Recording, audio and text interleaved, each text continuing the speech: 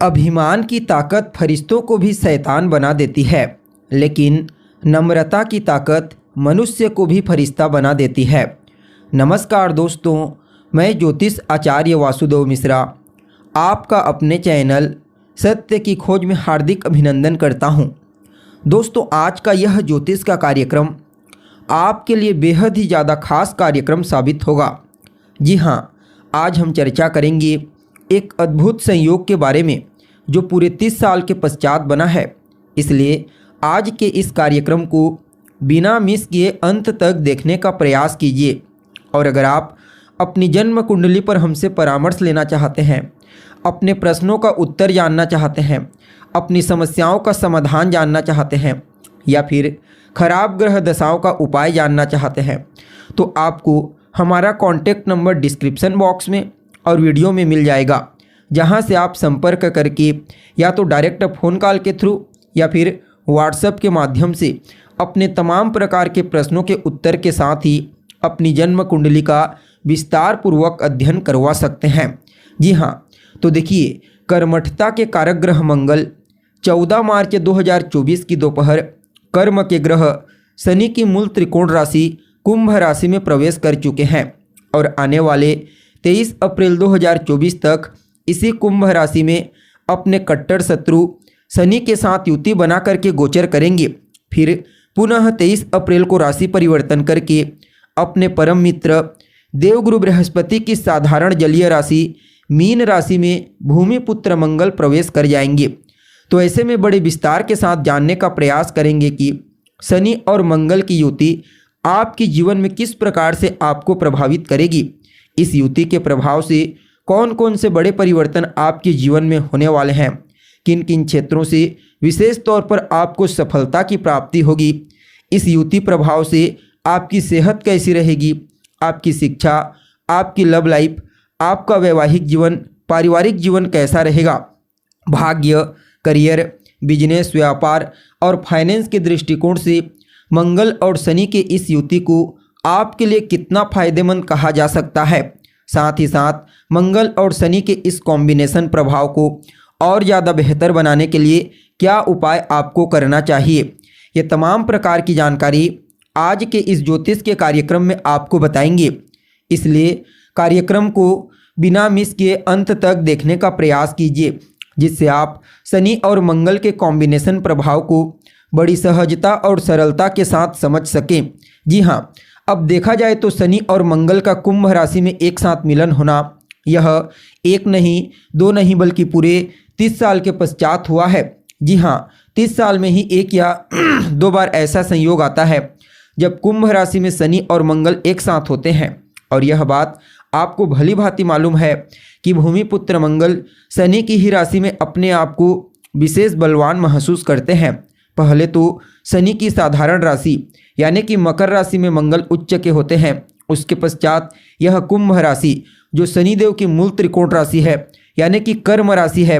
तो ऐसे में आपके पुरुषार्थ, आपके हिम्मत और आपके पराक्रम के कारक ग्रह मंगल जब शनि की कुंभ राशि में भी आते हैं तो अपना श्रेष्ठ परिणाम प्रदान करने के लिए बाध्य होते हैं।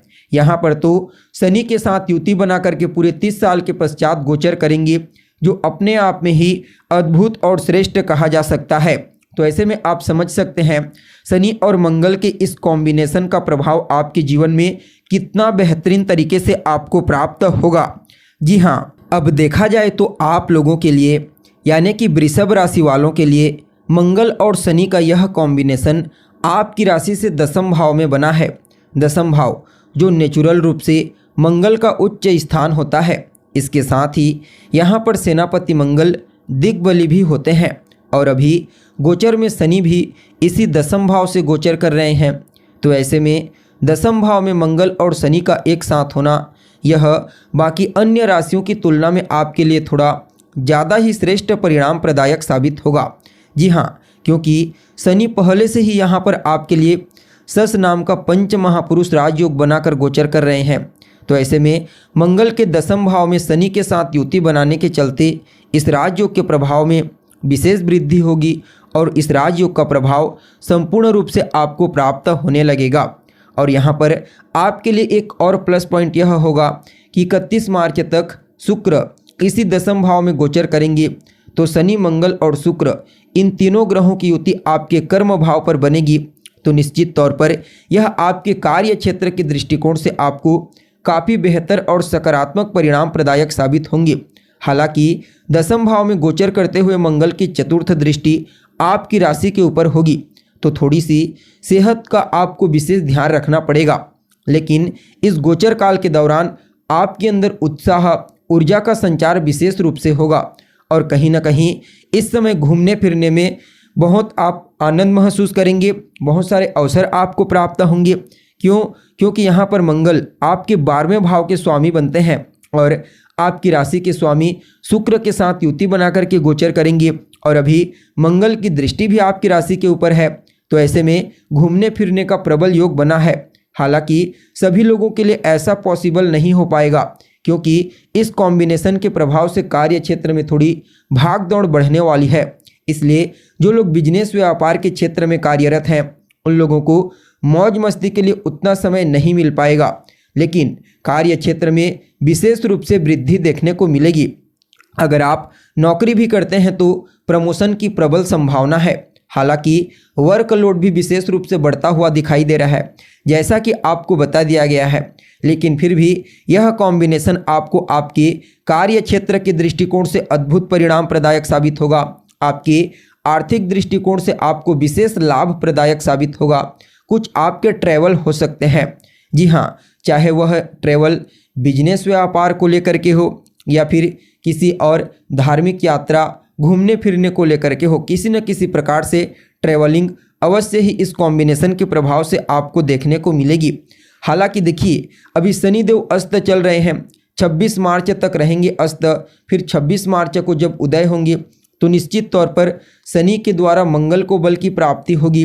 फलतः कार्य क्षेत्र में तो वृद्धि होगी ही होगी। साथ ही साथ शनि और मंगल दोनों के दोनों चतुर्थ भाव के कारक होते हैं। मंगल भूमि, भवन, मकान, वाहन का कारक होता है और शनि क्षेत्र का कारक होता है, और दोनों की दृष्टि पड़ेगी तो निश्चित तौर पर आपकी भौतिक सुख सुविधाओं में वृद्धि होगी। जी हाँ, भूमि से संबंधित, मकान, वाहन, भवन, किसी भी प्रकार से इन चीज़ों से संबंधित आप कोई कार्य करते हैं, कोई जमीन में निवेश करना चाहते हैं तो आप 26 मार्च के पश्चात कीजिए। अवश्य ही आपको वहाँ पर विशेष रूप से लाभ की प्राप्ति होगी। हालांकि माता के साथ रिश्तों में थोड़ी बहुत स्थिति गड़बड़ा सकती है। माता के साथ रिश्तों में तनाव उत्पन्न हो सकता है, इसलिए अपने बातचीत पर, अपनी वाणी पर आपको विशेष ध्यान देने की आवश्यकता है।